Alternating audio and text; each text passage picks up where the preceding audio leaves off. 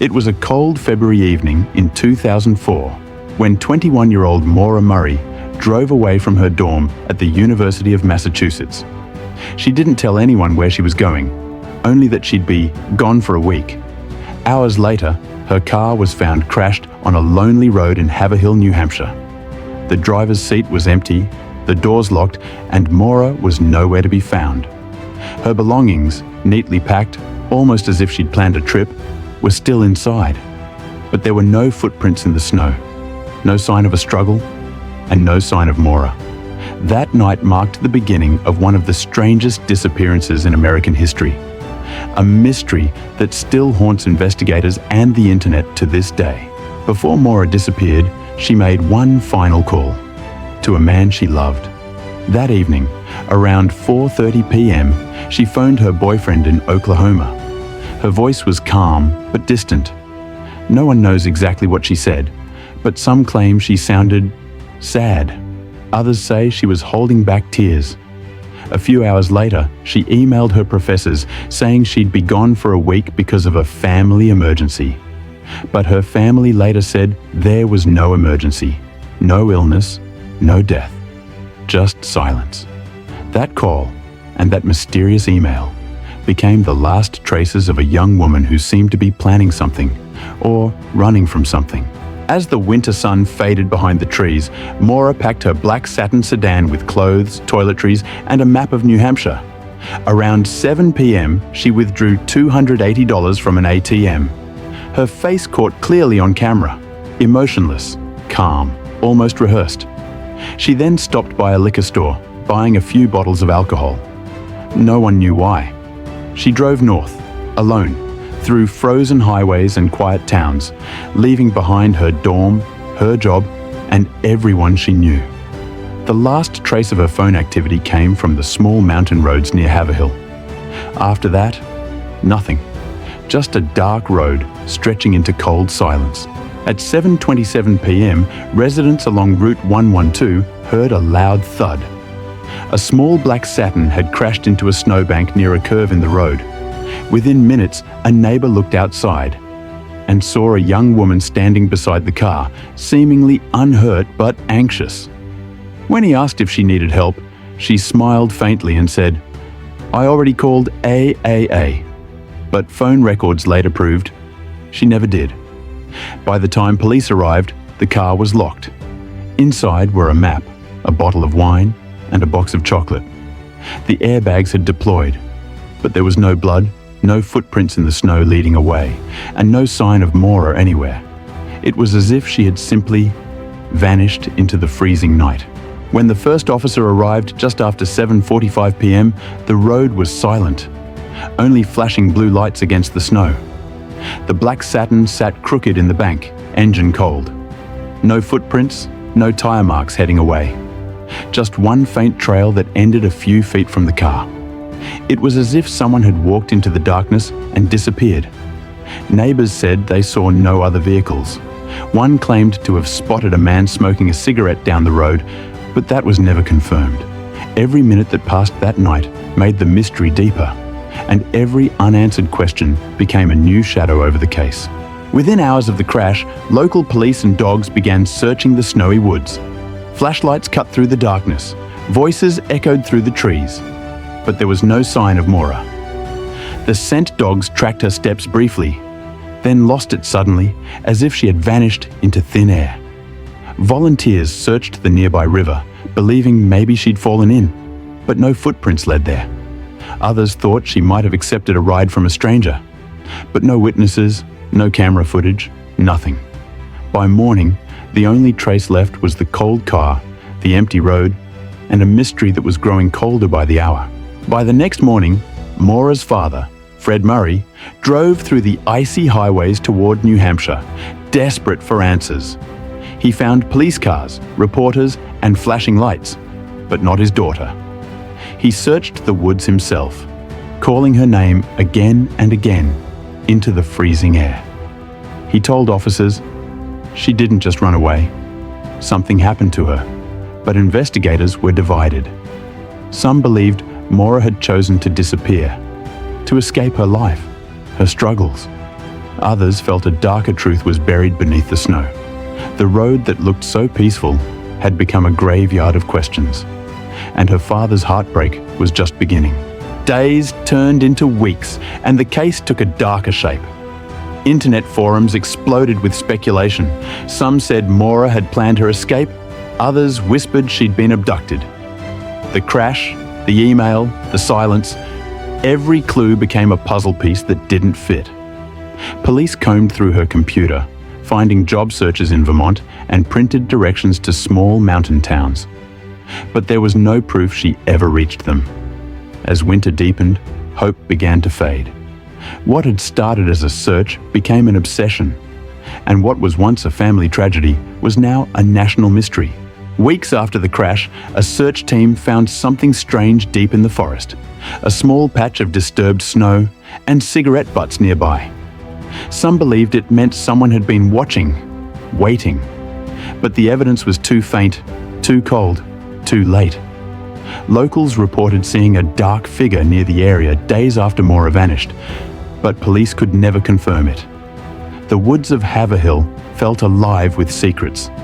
Branches creaked in the wind, the snow muffled every sound, and the night seemed to whisper her name.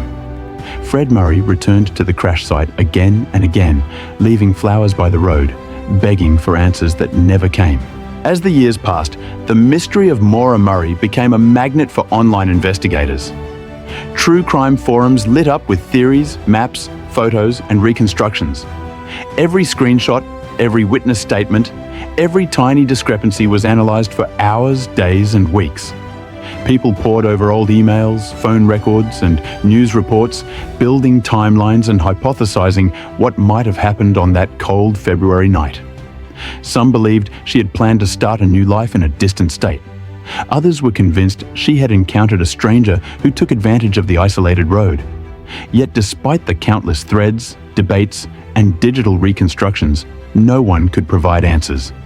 The case became an early example of how the internet could turn tragedy into a shared obsession, where thousands of strangers tried to solve a puzzle that seemed increasingly unsolvable. Every new post, every renewed discussion only deepened the mystery, reminding everyone that Maura's disappearance was not just a story. It was a labyrinth of unanswered questions, echoing through time and across the web. For Maura's family, the passage of time offered no relief. Each anniversary of her disappearance was a fresh wound. Fred Murray and his children returned to the crash site year after year, carrying flashlights, candles, and folded photographs of Maura. They called out her name into the silent forests, listening for any response from the shadows, hoping that maybe, just maybe, she had survived.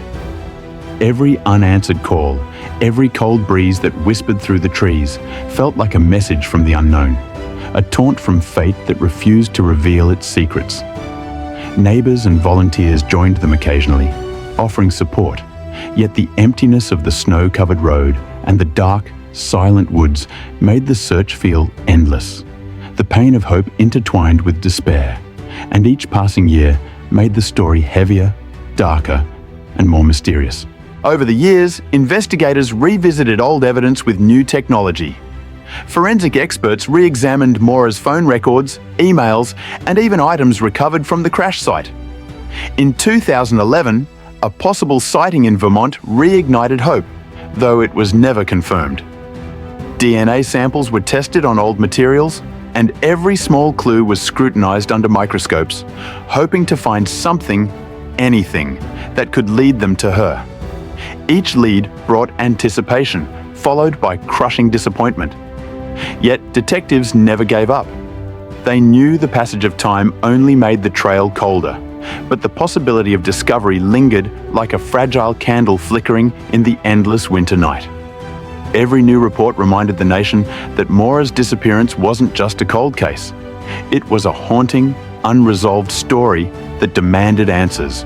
Over the years, rumors circulated about a small, secluded cabin near the White Mountains, a place some claimed they had seen Maura or suspicious figures during that fateful night. Investigators checked every tip, but the cabin yielded no concrete evidence. Yet the whispers persisted online and in local conversations. painting a haunting image of shadowy movements and unseen watchers.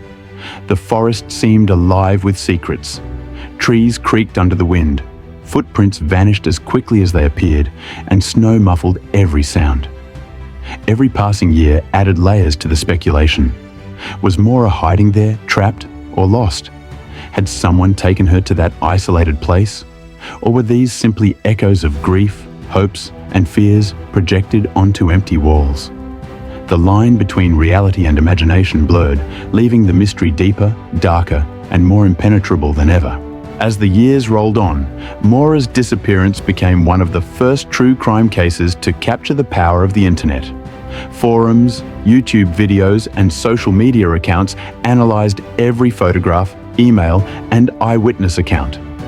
Volunteers reconstructed timelines, studied maps, and debated theories endlessly.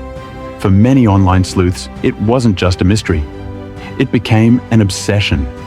Every speculation felt like a clue, every conflicting report like a red herring. Some theorized she ran away.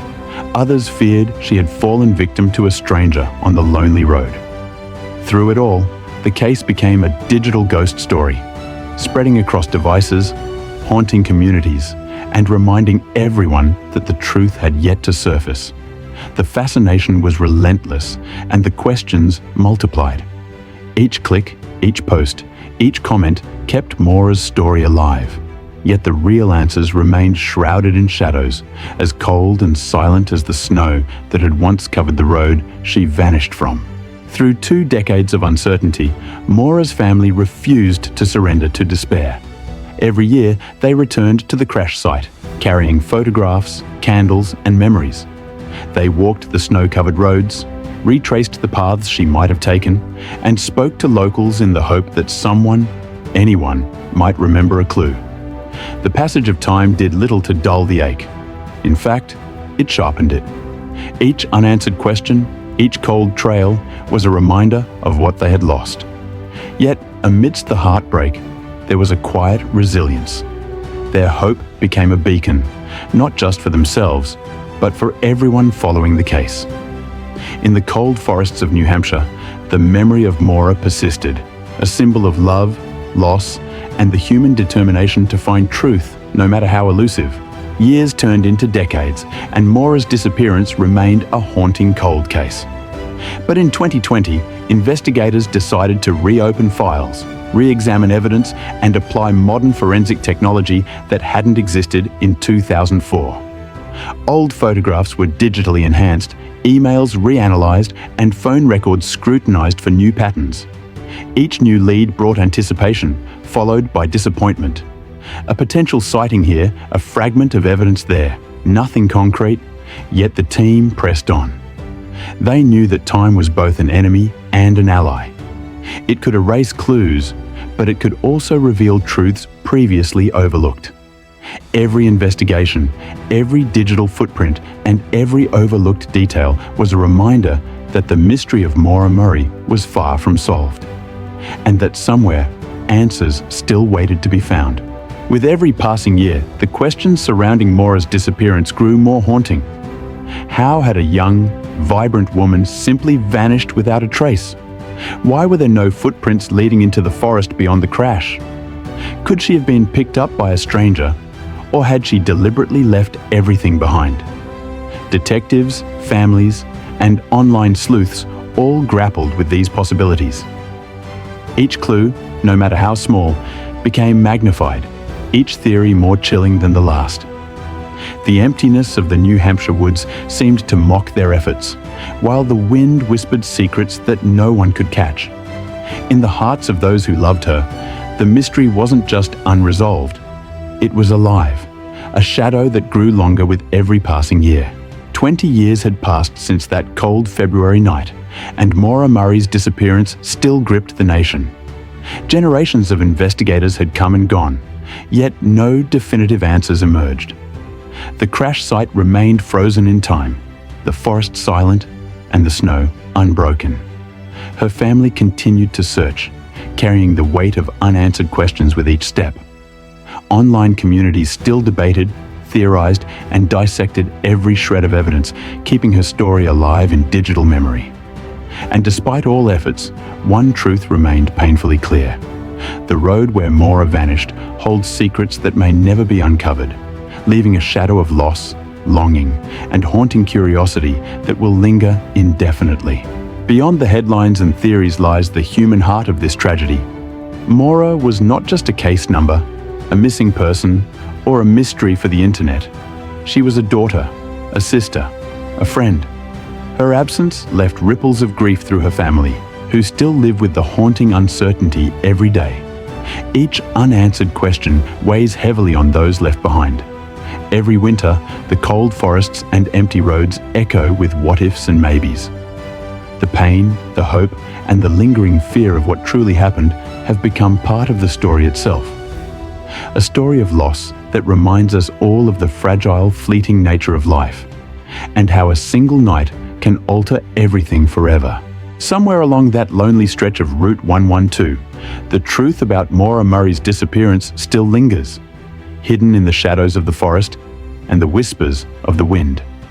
The Black Satin remains a silent witness to the night she vanished, and the snow-covered roads keep their secrets close. Even 20 years later, every footprint, every signal, every rumor carries the weight of possibility. For her family, for investigators, and for a nation captivated by her story, the mystery remains unresolved. A chilling reminder that some truths may never be revealed, and some stories do not end. The road waits patiently, silently, carrying the unanswered questions of a vanished life into the cold New Hampshire night, where hope and sorrow walk side by side.